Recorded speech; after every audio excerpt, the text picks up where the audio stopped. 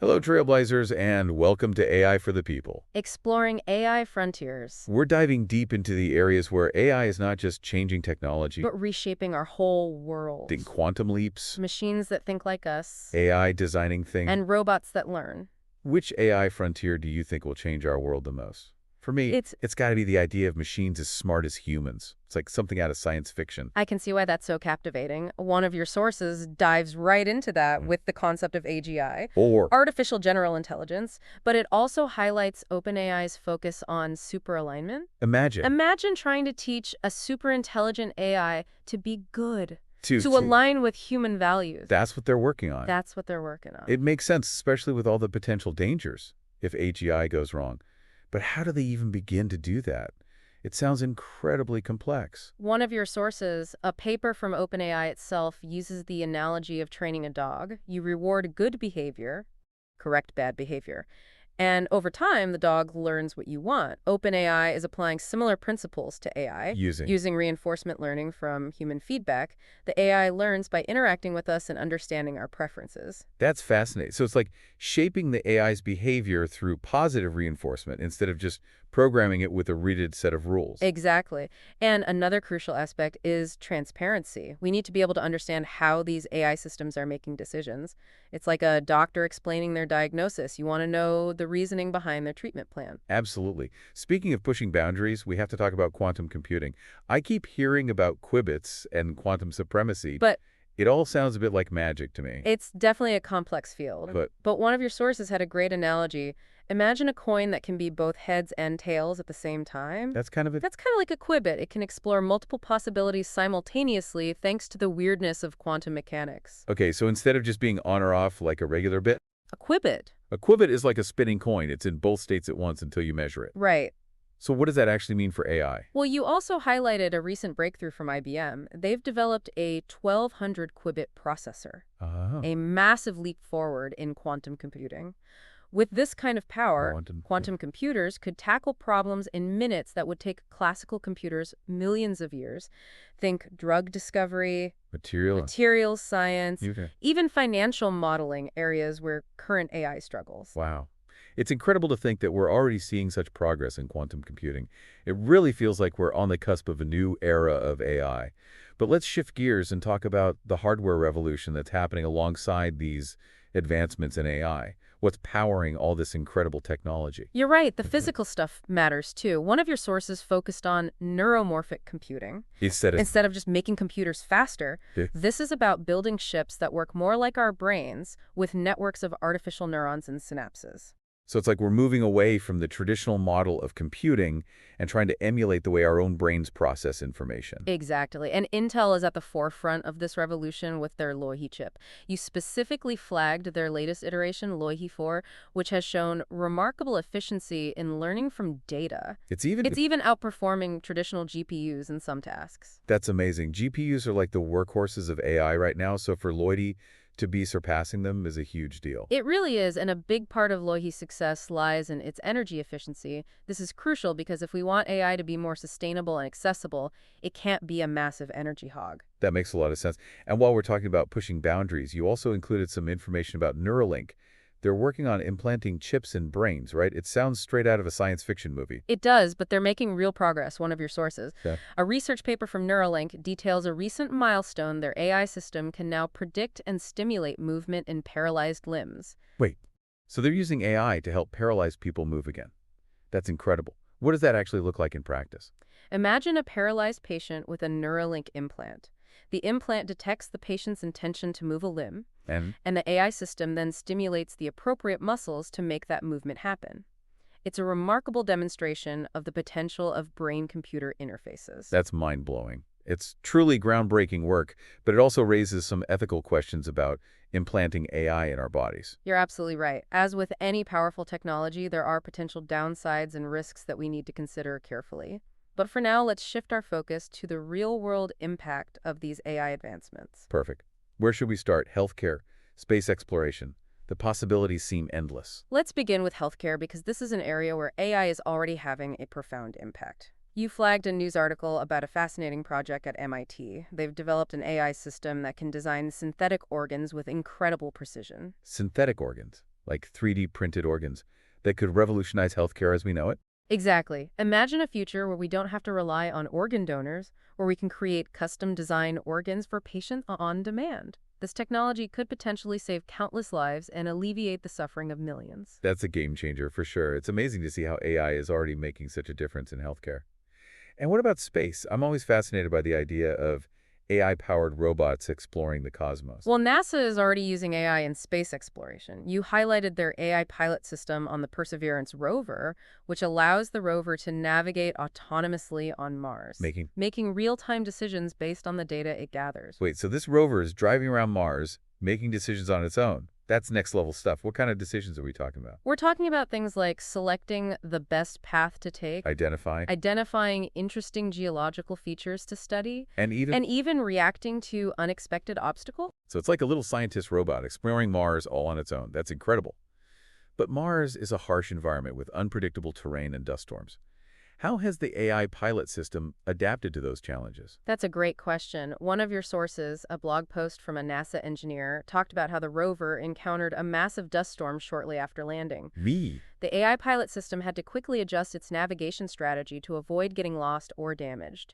It relied on its sensors and algorithms to make real-time decisions based on the changing conditions. It's amazing to think about the challenges of operating a rover on another planet and how AI is helping us to overcome those challenges. It really is, but as we push these boundaries, we also have to consider the philosophical and ethical implications. What happens when AI gets too smart? Do robots deserve rights? Could AI become a threat to humanity? These are big questions that we need to grapple with. And speaking of tough questions, you included a report from the European Parliament. They're actually discussing draft legislation that could grant some form of legal personhood to advanced AI systems. Yes, and this is causing a lot of debate. Some argue that as AI becomes more sophisticated, it deserves some level of legal protection, especially if it can make decisions and take actions that have real-world consequences. Others worry that granting AI personhood would blur the lines between humans and machines, with potentially dangerous consequences. I can see both sides of that argument. It's definitely something we need to think carefully about. What about the existential risk? I mean, could AI actually become a threat to our existence? That's a question that keeps many people up at night. You shared an article with contrasting viewpoints from two leading AI experts, Bengio and Max Tegmark. Bengio believes that we need to be very cautious and take steps to ensure that AI remains under human control. Tegmark, on the other hand, believes that AI could be the key to solving some of humanity's biggest challenges, but only if we develop it responsibly. So we've got experts on both sides of the fence? Some urging caution and others embracing the potential of AI. It's a lot to process. It is, but it's a conversation we need to have. The future of AI is ultimately up to us. We need to decide what kind of world we want to create with this technology and take steps to make that vision a reality. I agree. This is about more than just cool gadgets and robots. It's about shaping the future of humanity itself. That's a responsibility we all share. Welcome back, Trailblazers. We left off talking about some pretty weighty questions, legal personhood for AI, even the existential risk posed by superintelligent machines. It's a lot to take in. It really is. But before we get lost in the philosophical weeds, I'm curious to bring it back down to earth a bit. You included some sources about how AI is already impacting our everyday lives, even in ways we might not realize. You're right. AI is becoming increasingly embedded in our daily experiences. One area you highlighted is the internet. Specifically how AI is revolutionizing the way we search for information and connect with others online. Right. It seems like AI is behind everything these days, from personalized recommendations on streaming services to those chatbots that pop up on websites. It's almost like AI is reading our minds sometimes. That mind-reading aspect comes from natural language processing, or NLP, which focuses on AI understanding and generating human language. One of your sources, an article from a tech journal, used the analogy of teaching a computer to read a book. It has to learn vocabulary, grammar, and even the nuances of different writing styles to truly understand the meaning of the text. That makes sense. So when I type a vague search query into Google, the AI is using NLP to figure out what I'm actually looking for. Even if I'm not using the exact keywords. It's like having a super smart librarian who can anticipate my needs. Exactly. And NLP isn't just limited to search engines. You also included a report about how social media platforms use AI to personalize our feeds, showing us content that's most likely to keep us engaged. It's like a curated magazine tailored to our specific interests. Which, let's be honest, can be a bit of a double-edged sword. It's great to see things I'm interested in, but it also creates these filter bubbles where we're only exposed to information that confirms our existing beliefs. That's a valid concern. One of the ethical challenges highlighted in your sources is that AI-powered personalization can limit our exposure to diverse viewpoints and potentially reinforce biases. Like living in an echo chamber where everyone agrees with you all the time. Yeah. It's definitely something to be aware of. And speaking of awareness, you also included some sources about the importance of AI education and training. It seems like if we're going to live in a world where AI is everywhere, we need to understand how it works and how to use it responsibly. Absolutely. There's a growing need for what some experts call AI literacy across all levels of education. One of your sources, a white paper from a policy think tank, compares it to learning basic computer skills back in the early day of personal computing. Just as we needed to learn how to use a keyboard and a mouse. We now need to learn how to interact with AI effectively and ethically. So we're not just talking about teaching people how to code, Yeah. but also how to think critically about AI, implications, and its potential impact on society. It's like learning a new language that allows us to communicate with and understand these increasingly intelligent machines. Precisely. And one of your sources, a TED Talk from an AI researcher, made a compelling point. She argued that teaching AI ethics should start at a young age, just like we teach children about honesty and responsibility. We need to cultivate a generation of AI-savvy citizens who can navigate this rapidly changing landscape and shape the future of AI in a positive way. I love that. AI-savvy citizens. It's like we're all becoming explorers in this new frontier, and we need the right tools and knowledge to chart our course wisely. That's a great analogy. And just like any explorers, we need to be prepared for the challenges ahead. As AI becomes more powerful, we're going to encounter new and unexpected issues, some of which we haven't even imagined yet. Like a question of AI rights that we touched on earlier. One of the sources you shared, a philosophical essay, argued that as AI systems become more sophisticated and autonomous, we may need to reconsider our traditional notions of rights and personhood. Is there a point where AI becomes so advanced that it deserves some level of legal protection, even if it's not human? It's a complex issue with no easy answers. Another one of your sources, a report from a legal think tank, explored the potential legal frameworks for regulating advanced AI systems. It's like trying to write the rule book for a game that's constantly changing and evolving. Right. And alongside those philosophical and legal questions, there's also the very real concern about the impact of AI on the workforce. If robots are taking over jobs, what happens to all the people who used to do those jobs? It's a valid concern. Especially as AI becomes more capable of performing tasks that were once thought to be exclusively human. One of your sources, a study from an economics institute, used the analogy of the Industrial Revolution. New technologies disrupted traditional ways of working, leading to job displacement, but also creating new opportunities in industries. The key, the study argued, is to anticipate these shifts and prepare accordingly. So we need to be proactive in preparing for the future of work in an AI-driven world. What are some of the things we can do to make sure everyone has a place in this new economy? You highlighted an interesting proposal from a futurist thinker who suggests we need to rethink our entire approach to education and training. Instead of focusing on narrow job skills that can be easily automated, we should be equipping people with adaptable skills like critical thinking, problem solving, and creativity. These are skills that will be valuable regardless of how the job market evolves. It sounds like we need to start thinking outside the box and be prepared to adapt to a rapidly changing world. Absolutely. And it's not just about adapting our skills, but also our mindset. We need to embrace lifelong learning and be willing to reskill and upskill throughout our careers. Yeah, it's like we're all becoming students again, constantly learning and evolving alongside these intelligent machines. Well, let's shift our focus now to the potential downsides of AI.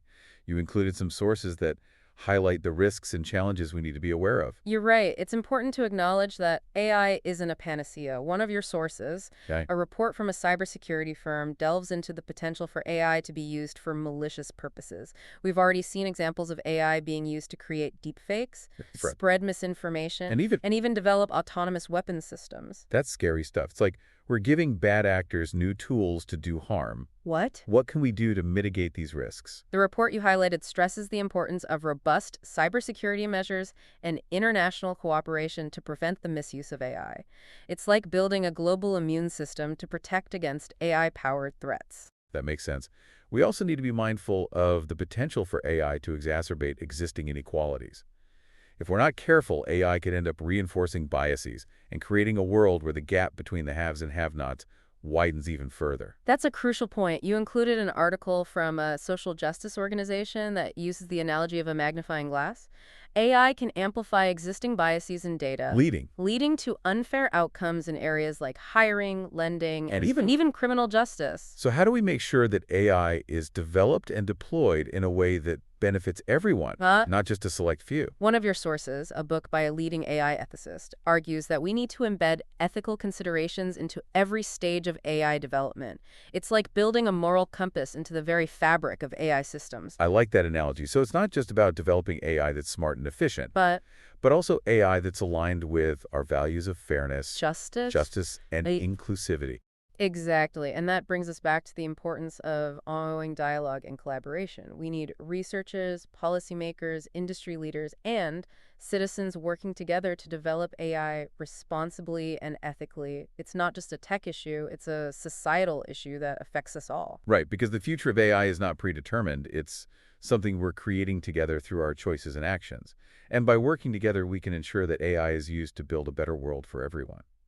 But before we wrap up part 2, I want to touch on one more frontier, the future of AI itself. You included some sources that explore the emerging trends and speculate on what might be next for AI. You're right. AI is constantly evolving. One area you highlighted is the ongoing quest for artificial general intelligence, or AGI. This is the idea of creating AI that's as intelligent as humans. Or even more so. It's a bold ambition. Some might even say it's a dangerous one. What are the potential benefits and risks of creating truly intelligent machines? And how far away are we from achieving this goal? One of your sources, an interview with a leading AI researcher, suggests that AGI is still decades away, but the progress we're seeing in areas like deep learning and quantum computing is bringing us closer. The potential benefits of AGI are enormous. Imagine AI that could help us solve some of the world's most pressing problems, from climate change to poverty. It's like unlocking a whole new level of human potential, but with the help of super intelligent machines. Exactly. But, as you pointed out, there are also significant risks. One of your sources, a science fiction novel you highlighted, explores the potential dangers of AGI in a thought-provoking way. What happens when machines become smarter than their creators? Can we ensure they remain aligned with human values? It's a question that's been explored in science fiction for decades, but it's becoming increasingly relevant as AI continues to advance. It's like we're writing the next chapter in the story of human evolution, and we need to be mindful of the choices we're making. You're absolutely right. And speaking of evolutions, you also included an article that discusses a potential impact of AI on our sense of self. If machines can think, create, and even feel emotions, what does that mean for what it wants to be human? It's a profound question. AI is forcing us to confront some fundamental questions about our own nature. What makes us unique? What is consciousness? What does it mean to be human in a world where machines are becoming increasingly intelligent? These are big questions that we're only beginning to grapple with. It's like AI is holding up a mirror to humanity, making us question who we are and what our place is in the universe. And while we may not have all the answers, it's a fascinating journey of exploration and self-discovery. It really is. But for now, it's time to wrap up this part of our deep dive. We've covered a lot of ground today, from the everyday impacts of AI to the potential for AGI and its implications for the future of humanity.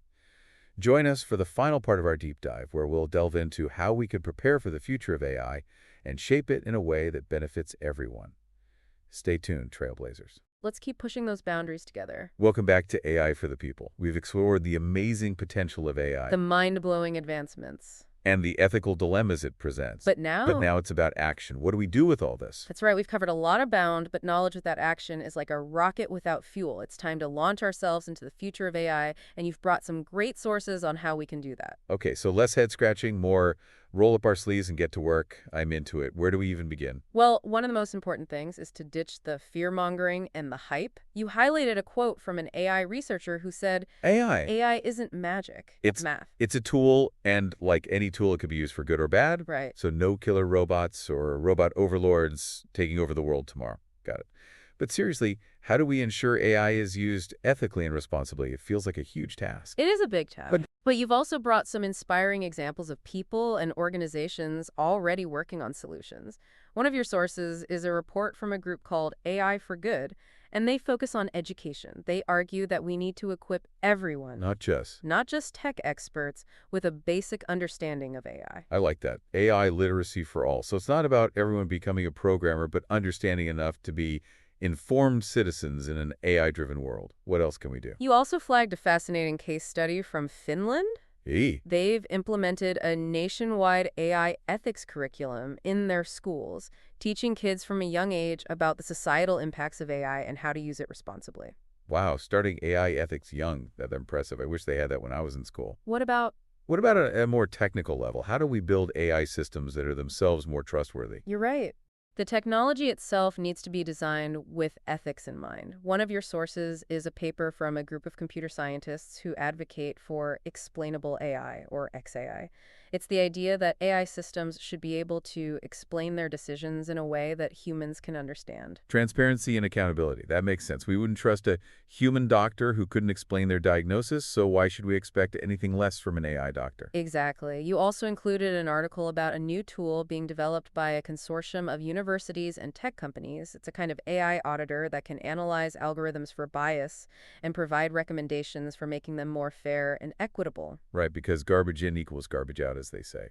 So we need to make sure the data we're feeding these AI systems is unbiased in the first place. It sounds like a lot of smart people are working on these challenges, which is encouraging. It is encouraging, and it's not just about the technical solutions, it's also about the human element. You highlighted a project from an art collective that's using AI to create interactive installations that explore the relationship between humans and machines. It's a way of using art to spark conversation and critical thinking about AI. I love that idea, using art to engage people and get them thinking about these complex issues. What about the impact on jobs? I know a lot of people are worried about AI taking over their jobs, and it's hard to know what skills to focus on for the future. It's a valid concern. You shared an insightful report from the World Economic Forum that uses the analogy of a shifting landscape. Some jobs will disappear. New ones will emerge. And existing jobs will be transformed. The key is to be adaptable and embrace lifelong learning. So instead of fearing AI, we should be embracing it as an opportunity to reshape the future of work and create a more equitable society. Absolutely. You highlighted a company that's retraining coal miners to become wind turbine technicians. Using AI-powered simulations to teach them new skills.